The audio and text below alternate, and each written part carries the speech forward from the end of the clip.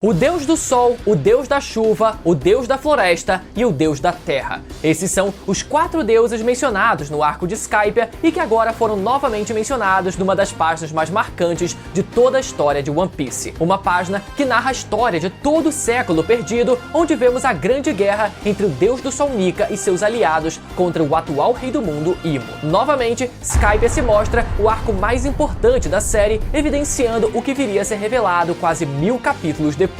Como prometido, hoje vamos entender o que são os 3 mundos, quem são os 4 deuses citados na mitologia do país de Elbaf e tudo sobre o século perdido de One Piece. E é claro que uma página tão complexa e rica em detalhes como essa, só quem tiver formação na Alura vai ter a capacidade de entender. Então, se você quer conhecimento técnico e prático de verdade nas mais diversas áreas do mercado digital, seja programação, edição de vídeo, marketing digital e até inglês e espanhol, você vai se matricular ainda hoje na Alura. Só precisa de uma única assinatura para você ter acesso a tudo isso aí direto da sua casa. Então, para de procrastinar e aproveita o cupom exclusivo de 15% de desconto somente através do link na descrição, no comentário fixado e pelo QR Code aqui na tela. Toma jeito e vai correr atrás de melhorar a sua vida, beleza? Primeiro, vamos então recapitular o texto que nos foi revelado no capítulo 1138 do mangá de One Piece. Abre aspas. O primeiro mundo. Na terra havia chamas. As pessoas sucumbiram à sua cobiça,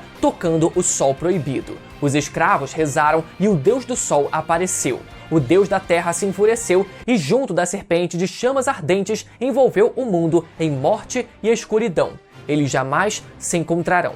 O segundo mundo. No vazio havia o sopro. O deus da floresta domou demônios e o sol espalhou as chamas da guerra. O povo da meia-lua sonhou. O povo da lua sonhou. O homem matou o sol e se tornou Deus. O deus do mar se enfureceu. Eles jamais se encontrarão. O terceiro mundo. No caos havia o vazio. Os remanescentes inconvenientes relembram o dia prometido e ouvem a voz da meia-lua. O deus do sol dança e ri, guiando o mundo ao seu fim. O sol retorna e traz um novo amanhecer. Eles certamente se encontrarão. Tendo refrescado a memória de vocês agora com a tradução oficial da Manga Plus, junto a esse texto também tivemos um painel que ilustra muito do que o próprio texto está dizendo. Do lado direito, podemos ver a humanidade extraindo algo das profundezas do planeta, simbolizando o que diz o primeiro texto, que a humanidade sucumbiu ao desejo e tocou o sol proibido. E ainda que os escravos fizeram um desejo e o deus do sol apareceu. Então a origem de Nika, nesse caso, combina com a tese do Vegapunk sobre a origem das Akuma no Mi, que surgiram a partir do desejo das pessoas. Então, se os escravos desejaram um ser que trouxesse liberdade a eles, de alguma forma, esse deus passou a existir na figura do deus do sol Nika. Inclusive, um inscrito aqui do canal fez um comentário muito interessante dizendo que talvez o Oda ele tenha se baseado num conceito chamado Tulpa para a criação de Nika, e talvez até para as Akuma no Mi. Para quem não sabe, Tulpa é uma criatura mística, um objeto ou entidade que, segundo o budismo tibetano, se origina dos pensamentos e da força de vontade concentrada de uma pessoa envolvendo meditação, ou seja, algo inventado por uma imaginação tão forte que se torna real. Essa então poderia ser a real origem das Akuma no Mi e do deus do sol Nika. Mas seguindo, porém, segundo o texto, a humanidade sucumbiu ao desejo e tocou o sol proibido. Por isso, o deus da terra se enfureceu e, junto da serpente das chamas ardentes, envolveu o mundo em morte e escuridão. E podemos ver as prováveis criaturas que representam essas entidades no lado superior direito da imagem, soltando fogo, seja um contra o outro ou contra um mesmo alvo. Eu vou falar mais a fundo daqui a pouco sobre esse tal deus da terra que também é mencionado no arco de Skypiea lá mais de quase 1000 capítulos atrás, mas agora eu vou me ater a essa tal serpente das chamas ardentes. Essa serpente talvez faça referência à lenda da serpente banhada de sangue, mencionada por Dory e Brog lá no arco de Little Garden. Quando eles estão prestes a perfurar aquele peixe devorador de ilhas, eles mencionam que a única coisa que eles não podem perfurar é uma tal de serpente banhada banhada de sangue. E quando lembramos que esses gigantes foram pensados pelo Oda a partir da mitologia nórdica e todo o país de Elbaf, com eles também, né, a gente se lembra imediatamente do mito da grande serpente que envolve o mundo na mitologia nórdica. E quando observamos o planeta de One Piece, podemos ver que o mundo é circulado por algo que lembra uma serpente gigante, sendo essa a própria Red Line. Eu já trouxe essa teoria aqui no canal ano passado, mas agora parece que o Oda ele deu uma dica a mais de que talvez isso possa ser realmente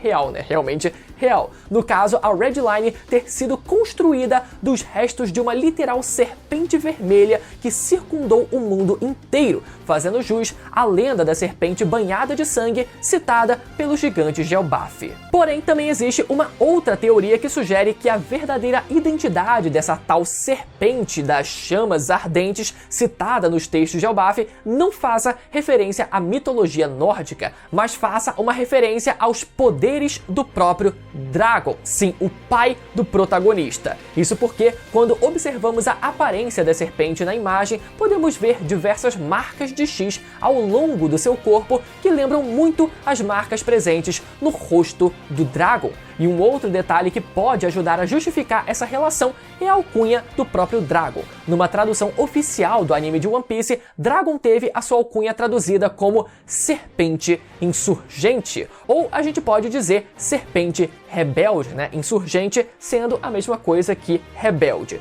Ou seja, se o Dragon recebeu uma alcunha que o relaciona a uma serpente, faz todo sentido a gente pensar que seja o Dragon quem tenha herdado o poder da grande serpente das chamas ardentes, citada na lenda do país de Elbaf no capítulo 1138. Já uma terceira hipótese sobre essa serpente poderia se tratar das habilidades do próprio Loki, já que ele se encontra preso no submundo, que a gente pode dizer que se refere ao inferno, e por uns detalhes presentes na ilustração da serpente daquele mural com o gigante que vemos do lado esquerdo do mesmo mural. Certos padrões ali, né, na aparência dos dois que talvez o Oda não tenha colocado ali, né, sem querer, mas enfim. Beleza, entendido então alguns dos elementos citados no primeiro mundo, vamos agora falar daqueles citados no segundo mundo. Nos é dito que o deus da floresta domou demônios. Isso parece ser uma dica sobre a criação das Akuma no Mi, ou dos poderes que passaram a existir e depois vieram a ser canalizados na forma das Akuma no Mi.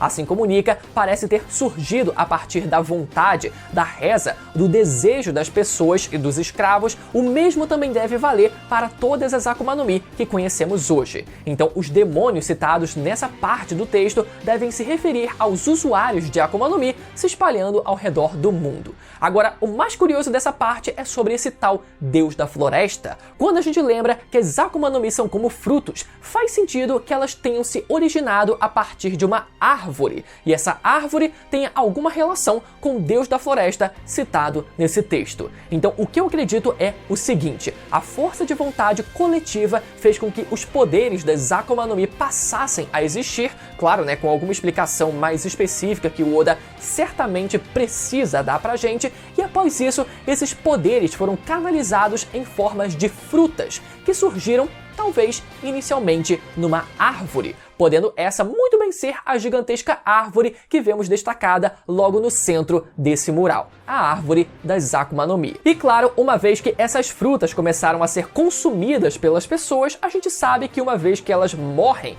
esses poderes não retornam para uma árvore, né? Nem sequer para a mesma árvore, para árvore nenhuma, mas sim renascem nas frutas mais próximas, como vimos acontecer no arco de Punk Hazard, quando o Smiley, quem lembra dele, né? Ele acabou morrendo e sua Akuma no Mi renasceu numa das maçãs que estava mais próxima. E se não tivesse nenhuma maçã naquela ilha, é provável que o poder da fruta renascesse em outro lugar. Seguindo o texto, temos a frase que diz que o sol tão somente espalhou a centelha da guerra, espalhou as chamas da guerra. Isso pode significar o seguinte, que a fonte de energia quase infinita criada pelo Reino Antigo, que a gente sabe que eles foram capazes de criar, foi o motivo de guerra durante o século perdido. Mas também pode significar algo um pouco mais abstrato, que o Deus do Sol quem espalhou a centelha da guerra ao redor do mundo. Se isso for verdade, eu acho muito difícil que tenha sido por algum motivo maligno. O que eu posso dizer é que talvez Joy Boy realmente tenha entrado em guerra com diversos reinos com a intenção de fazê-lo se tornar parte de um único reino, né, que seria o Grande Reino Antigo. Talvez Joy Boy sonhasse em unificar o máximo de reinos ao redor do mundo, como eu já venho falando para vocês diversas vezes aqui no canal, mas para isso ele precisou guerrear com diversos desses reinos. E se eu fosse dar um exemplo aqui, eu diria que seria algo parecido com o que os piratas do Barba Branca fizeram com o Ace. Como sabemos, Barba Branca surrou o Ace até a beira da morte, anexou os piratas Spade como parte do seu bando, mas no fim, o Barba Branca só queria adotar mais um filho e aumentar a sua família. Ele não era uma pessoa maligna, então talvez Joy Boy, no maior estilo protagonista de shonen, precisou enfrentar diversos reinos na base da porrada até fazer com que eles se tornassem parte do seu grande reino. Outro exemplo, inclusive, né, no arco de Wano, quando o Oden, quando estava formando ali o seu grupo, né, os seus vassalos, ele acabou enfrentando o Ashura Doji, e depois daquela batalha entre eles, o Ashura Doji acabou passando a seguir o Oden. Então talvez o método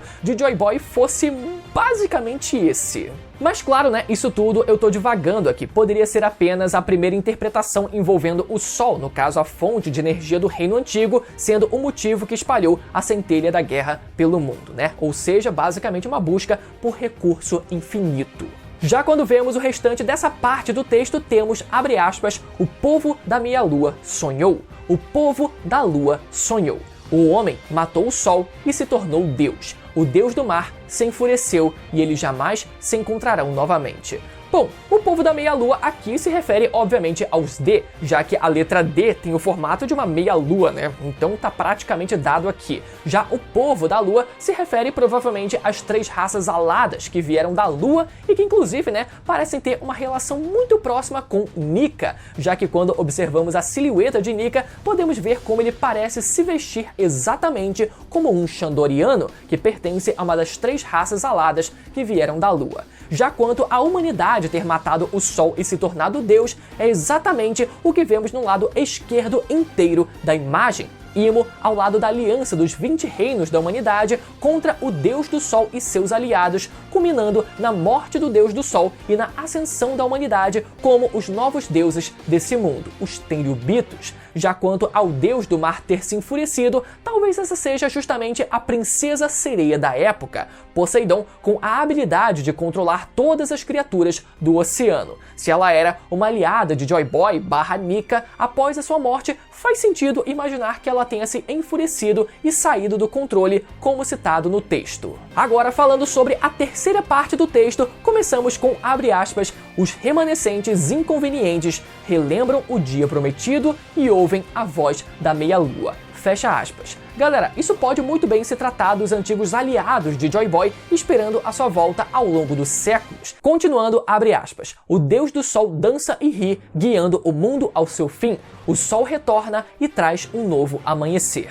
E eles certamente se encontrarão novamente. Fecha aspas. Nessa parte não tem muito mistério, né? Se trata do Luffy como o novo e atual Joy Boy e Deus do Sol Nika, reunindo os seus aliados, né? Os seus antigos aliados de longa data, de longuíssima data, e prestes a trazer um novo amanhecer para esse mundo, acabando trazendo um fim para esse mundo e um novo amanhecer para ele, beleza? Agora, entendido melhor o texto, eu acho que fica claro como, apesar da gente ver a citação de 3 mundos em 3 balões diferentes na imagem, a imagem por si só nos mostra apenas 2 desses mundos, que eu acredito se tratar do início e do final do século perdido. O lado direito se tratando da ascensão do grande reino dos D e o lado esquerdo se tratando da queda desse grande reino. Tanto que o texto sobre o terceiro mundo se trata justamente dos remanescentes e antigos aliados de Nika esperando a sua volta do retorno do Sol e que eles certamente se encontrarão no futuro. Então, basicamente, a imagem mostra o mundo no início e no final do século perdido, pelo menos na minha interpretação, mas o texto, além de falar sobre esses 2 mundos, profetiza um terceiro mundo, que é o que estamos vendo ser construído agora. Claro, não tem como negar que o lado esquerdo do mural se parece com o presente da história, mas da forma como eu enxergo, isso é porque a história tende a se repetir. Então o desenho foi feito registrando o que já havia acontecido no passado, até porque fica meio estranho, né? É meio contraintuitivo pensar que a ilustração foi feita visando o futuro, mas agora estamos vendo parte dessa história se repetir no presente. O retorno do Sol e seus aliados enfrentando mais uma vez o demônio que ocupa o lugar como o rei do mundo, beleza? Agora, uma pergunta que eu tenho certeza que muita gente tem se feito é sobre a identidade de Nika e a identidade de Joy Boy. Até onde essas duas figuras são a mesma pessoa e até onde elas não são a mesma pessoa. Vamos lá!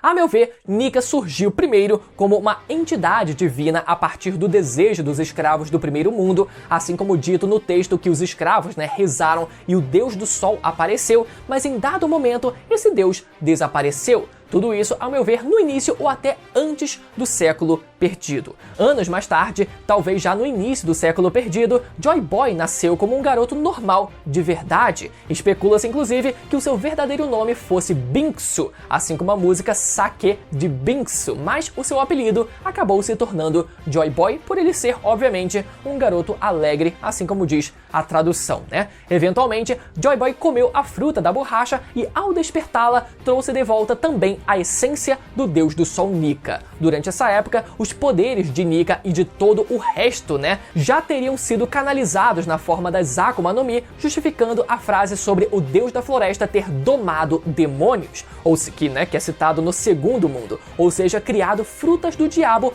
poderes presos e domados de frutas. O grande reino então é formado, Joy Boy reúne diversos aliados e enfrenta Imo e a Aliança dos 20 Reinos no final do século perdido, culminando na sua derrota e na sua morte. Isso explica a frase dos Gorosei sobre ninguém ter conseguido despertar essa fruta em 800 anos, porque esse último foi Joy Boy ao comer a fruta de Nika. No caso de Nika, ele não teria despertado seu poder porque ele já seria a própria entidade de Nika desde o começo. E agora, claro, o que acontece com o Luffy seria o mesmo que já aconteceu com Joy Boy no passado. Um garoto nascido normal que comeu a fruta da borracha e despertou a essência de Nika. Assim, tá explicado então por que existem 3 figuras distintas e também porque muitas vezes essas mesmas figuras são tratadas como uma coisa só, porque inevitavelmente elas acabam se misturando. Inclusive, eu queria destacar outro ponto também que se trata da relação entre Joy Boy e Nefertari Lili durante o século perdido.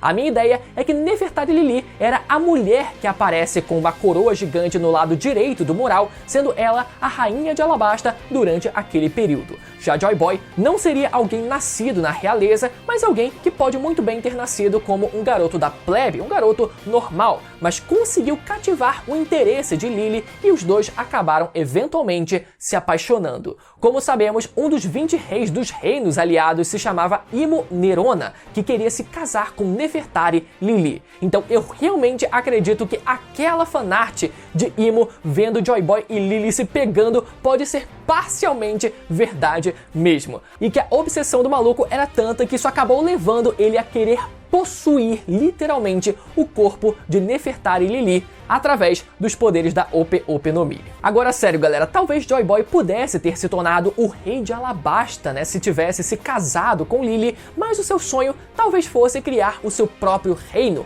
o grande reino dos D. Enfim, um pouco de fanfic só pra preencher essa lacuna da história aqui, porque é só pra... tem que ter um romancezinho, Agora, se tratando dos 4 deuses mencionados em Skype e que agora voltaram a ser mencionados como figuras importantes da história do mundo de One Piece como um todo, eu deixei para falar sobre eles individualmente para eu poder adentrar melhor em cada um deles. Primeiro, sobre o Deus do Sol, eu acho que já ficou clara com a minha explicação, Nika nasceu como um desejo dos escravos, morreu ou desapareceu e sua essência foi canalizada numa Akuma no Mi. Essa Akuma no Mi foi posteriormente comida por Joy Boy, que despertou o seu poder, trazendo novamente o Sol para esse mundo. E agora, 800 anos depois, Luffy repetiu esse mesmo feito, comendo a mesma fruta e despertando esse mesmo poder, trazendo inevitavelmente o fim desse mundo e o amanhecer de um novo mundo. Já quanto ao Deus da Floresta, muita gente associa essa figura hoje em dia ao Almirante Aramaki, que em determinados frames ali tem um cabelo de nuvens muito parecido com o cabelo do Luffy na sua forma despertada. Vale lembrar, inclusive, que o almirante tem literalmente a fruta da floresta, então isso deve sugerir alguma coisa quando falamos do deus da floresta. Ou seja, pode ser que no passado alguém com essa mesma habilidade tenha sido reconhecido como o tal deus da floresta. Pode até ser que, assim como Nika surgiu do desejo das pessoas, o deus da floresta também tenha surgido de uma forma parecida. Mas de qualquer forma, né, foi essa figura dita ter sido capaz de domar os demônios, o que pode significar que foi essa figura a criadora das Akuma no Mi, frutos do diabo que foram domados, né, canalizados e presos pelo deus da floresta em formas de frutas. Já quanto ao deus da chuva, muita gente associa essa figura ao pai do Luffy, Monkey D. Dragon, que possui a habilidade de trazer chuva, vento, raios e todo o tipo de manipulação do clima. Então pode ser que um antigo usuário dessa fruta tenha sido reconhecido no passado como o deus da chuva. Agora, que tipo de poder o Dragon poderia ter? Bom, muita gente tem chutado que possa ser essa exata criatura citada como a Serpente de Chamas Ardentes, citada e apresentada no mural do capítulo 1138 do mangá. Quando observamos a aparência da criatura, podemos ver um certo padrão com diversas marcas em forma de X ao longo do seu corpo, muito parecido com o próprio Dragon, que também possui esse mesmo padrão de marcas no seu rosto. Não só isso, mas Dragon teve sua alcunha revelada como a Serpente Insurgente, que significa Serpente Rebelde, ou seja, tudo leva a crer que o Dragon não tenha somente a fruta do ar, né, alguma logia do ar, né, tão simples assim, mas sim uma zoa mítica de alguma serpente capaz de gerar tempestades. E talvez essa serpente seja a mesma que vemos na imagem do capítulo 1138 do mangá, a Serpente das Chamas Ardentes. Inclusive, esse nome Serpente das Chamas Ardentes lembra a gente da possibilidade do Dragon ser um homem marcado pelas chamas, que sabe da localização do último Road Poneglyph. Agora, claro, né, que a serpente que aparece na imagem não foi associada à chuva em momento algum para ser chamada de Deus da Chuva. Na verdade, o Deus da Chuva é o único dos 4 deuses citados lá em Skypiea que não é citado ao longo desse texto. Então esse é um ponto, né, que eu preciso reconhecer que atrapalha um pouco essa teoria, mas é uma que eu acho que faz bastante sentido até agora. Na verdade, se a gente parar para pensar, é possível provocar chuva através do fogo e do calor, né? Quando o ar quente sobe, chuva acontece. Então dá pra gente preencher essa lacuna dessa forma. O deus da chuva sendo a Serpente das Chamas Ardentes. Contraintuitivo, mas não impossível. Mas enquanto o deus da chuva não é citado nesse capítulo, por outro lado, o deus do mar é citado. Bom, aqui eu vou levantar 2 possibilidades. A primeira delas, como eu já mencionei no vídeo, se trataria de Poseidon, que possui a habilidade de controlar as criaturas do oceano e alguém que recebeu um literal nome de um deus. Então faz sentido que ela seja considerada o deus do mar. Ou, caso não se trate de Poseidon, a segunda possibilidade é que o deus do mar se trate de Imo. Sabemos como Imo, lido ao contrário, é Umi, a palavra japonesa que significa mar. Também sabemos como o mar foi dito pelo Vegapunk como sendo a mãe natureza desse mundo que criou uma punição para os usuários de Akuma no Mi. Então, se Imo desejava punir os usuários de Akuma no Mi, faz sentido que ela tenha usado o mar para impedir que aqueles demônios, no caso os D, continuassem se espalhando ao redor do mundo. Enfim, são essas as 2 possibilidades. E por último, quanto ao deus da terra citado no texto, esse é o que eu mais acho interessante. A primeira coisa que eu acho válido lembrar é que deuses não precisam se tratar de seres humanos ou figuras que pareçam seres humanos necessariamente, como parece ser o caso do deus do sol. Deuses também podem ser criaturas de qualquer outra aparência, contanto que eles tenham a sua imponência. Por exemplo, em Skypiea, vemos Kalgara dizer que matou um deus ao perfurar o corpo de uma daquelas serpentes gigantes azuis, ou seja, uma serpente considerada um deus por aquele povo. Inclusive, eu me pego pensando se a tal Serpente das Chamas Ardentes citada no texto não poderia ser justamente o deus da chuva, que foi o único que ficou de fora do texto. Afinal, né, se a serpente de Skypiea era considerada um deus, por que não a serpente citada nesse mural também não ser? Mas enfim, né, Sobre o deus da terra, a gente poderia pensar em soluções meio bizarras, como um antigo usuário da fruta do pica, que podia manipular pedras, ou quem sabe o deus da terra se tratando de Imo, já que ele é o atual deus desse planeta Terra. Mas eu gosto de pensar que o deus da terra citado no texto se trata de uma criatura em específico que foi extinguida há muito tempo, os dragões. Pra quem não sabe, os dragões no mundo de One Piece foram extintos e aqueles que vemos em Punk Hazard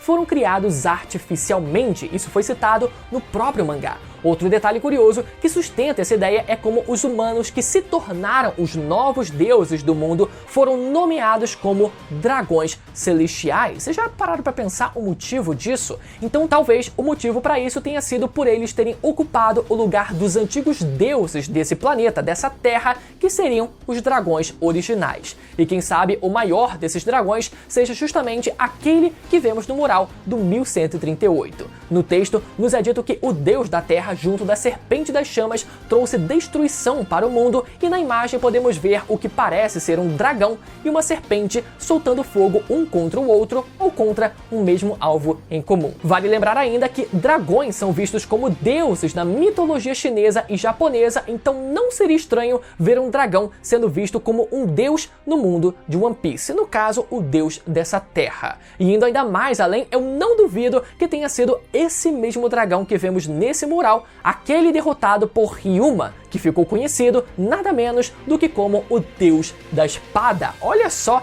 que coincidência, né? Afinal, se ele matou um deus, nada mais justo do que ele ficar reconhecido como um deus também. E outra, se os dragões foram aqueles que trouxeram destruição para o primeiro mundo, faz sentido que eles tenham sido caçados e extintos, ainda mais considerando o avanço tecnológico da humanidade no lado direito da imagem. No caso, o primeiro mundo teria chegado ao fim por uma resposta da própria natureza contra o avanço tecnológico da humanidade. Talvez até mesmo o grande dilúvio tenha sido justamente o que marcou também o fim desse primeiro mundo. Afinal, o próprio Vegapunk já afirmou pra gente que o motivo para esse grande dilúvio ter acontecido foi uma causa natural. Mas talvez essa causa natural tenha sido sim provocada por ações humanas. Muito parecido com o que a gente tem visto, né, hoje em dia no nosso mundo real também. Bom, por enquanto eu acho que a gente pode dizer que é isso. No vídeo sobre o capítulo eu falei mais sobre o desenho em si e os personagens, as figuras que aparecem nele, e nesse vídeo eu deixei pra gente se aprofundar mais no que diz o texto do capítulo, também comparado, obviamente, né, com os elementos que aparecem na imagem. Bastante coisa,